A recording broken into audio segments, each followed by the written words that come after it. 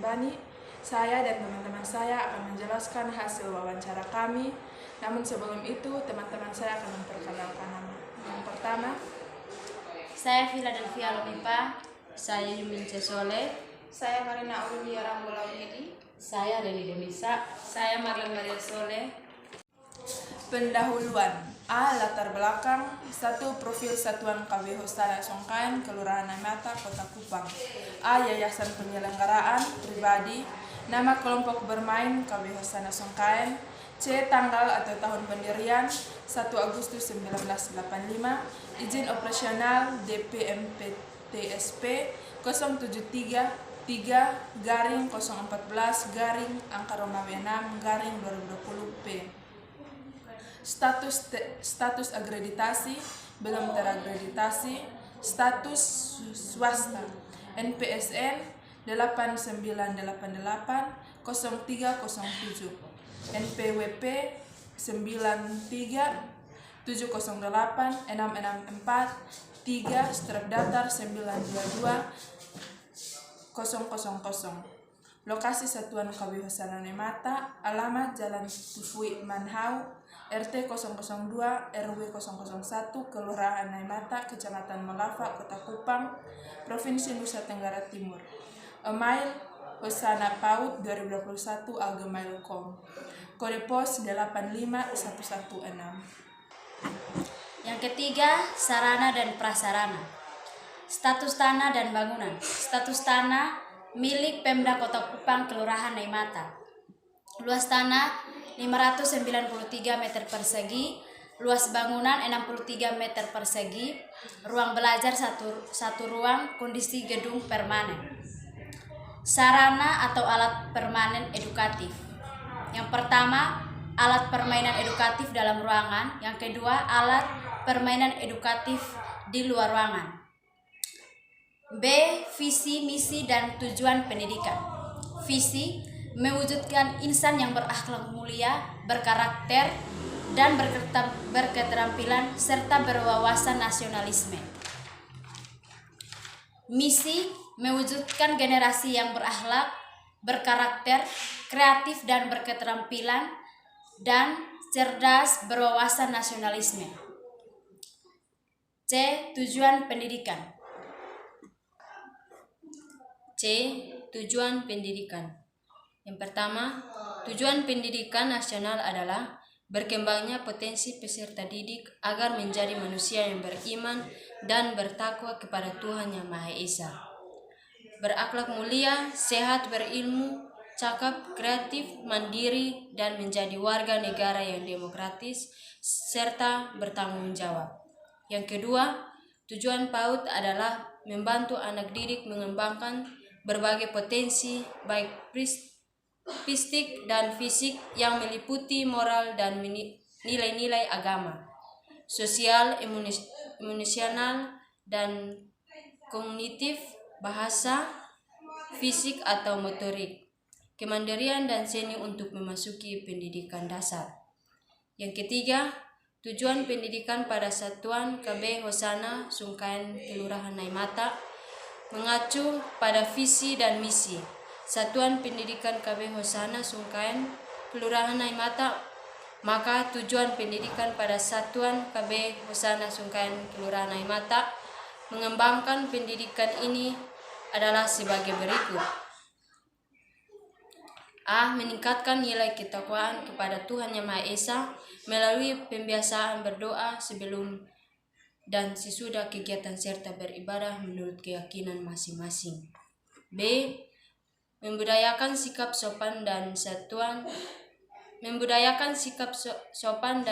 santun sejak dini melalui pembiasaan mengapa, memberi salam, selalu berterima kasih dan bersyukur. C. Mengembangkan etika sosial dan berbudaya, berkarakter dan berintegritas. D. Meningkatkan mutu layanan PAUD agar dapat menghasilkan generasi yang kreatif dan keterampilan. E. Mengembangkan pembelajar yang menyenangkan, nyaman, dan nuansa keluargaan, gotong royong dengan pendekatan saintifik holistik. integratif. F. Mengembangkan potensi minat dan bakat peserta didik. G. Mengembangkan wawasan nasionalisme melalui kegiatan literasi dan numerasi.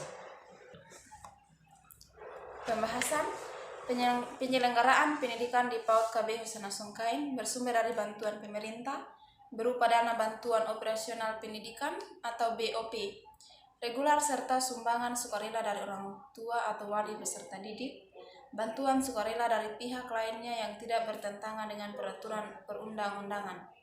Dari sejak berdirinya PAUD KB Hosana Songkain sampai sekarang ini, jumlah PAUD sudah 300 lebih. Karakteristik satuan pendidikan, nama-nama pendidik dan tenaga kependidikan. Yang pertama, Aplonia Milhayati Lopo, jabatan pengelola pendidikan SMA, keterangan pendidik. Yang kedua, Dewinta Tuan SPD, jabatan pendidik pendidikan S1, keterangan bendahara. Yang ketiga, Bua Gawele SPD, jabatan pendidik pendidikan S1. Yang keempat, Sepri Elkana Kaken Lopo, jabatan operator pendidikan SMA. Keadaan pengajar PAUD KB Hosana Songkain sudah dapat dikatakan cukup dalam proses belajar mengajar. Hal ini dikarenakan karena tenaga pelajar telah menempuh pendidikan pada tingkat perguruan tinggi. Peserta didik, data siswa antara tahun seiring perkembangan PAUD KB Hosana Songkain dapat kita lihat jumlah peserta didik dari tabel di bawah ini. Kelas A, laki-laki 5, perempuan 9, jumlah 14. Kelompok B, laki-laki 6, perempuan 9, jumlah 15. Jadi semua berjumlah 29 peserta didik. C. Pendidikan PAUD KB Hosana Songkain merupakan ahli profesional dalam merancang, melakukan aktivitas belajar, mengajar, juga melaksanakan bimbingan, mengasuh, merawat, serta melindungi peserta didik. D. PAUD KB Hosana Songkain berkurikulum merdeka. E. Kendala yang dialami PAUD KB Hosana Songkain. Yang pertama, sumber daya manusia yang masih terbatas. Yang kedua, menyesuaikan dengan penggunaan teknologi informasi dan komunikasi yang semakin berkembang. Yang ketiga, menyesuaikan dengan perkembangan terbaru dari metode pembelajaran maupun penguatan pelembagaan. Yang keempat, satuan pendidikan lain di sekitar yang juga berupaya meningkatkan PAUD dan kualitasnya. F. Kelebihan KB Hosana Songkain. Yang pertama, memilih pendidik yang berkualitas dan berkomitmen tinggi. Kedua, memiliki pembelajaran PAUD ramah anak dan berkarakter. Yang ketiga, memiliki sarana dan prasarana yang memadai. Keempat, memiliki lingkungan sekolah yang aman dan nyaman. Yang kelima, memiliki hubungan yang baik dengan pihak eksternal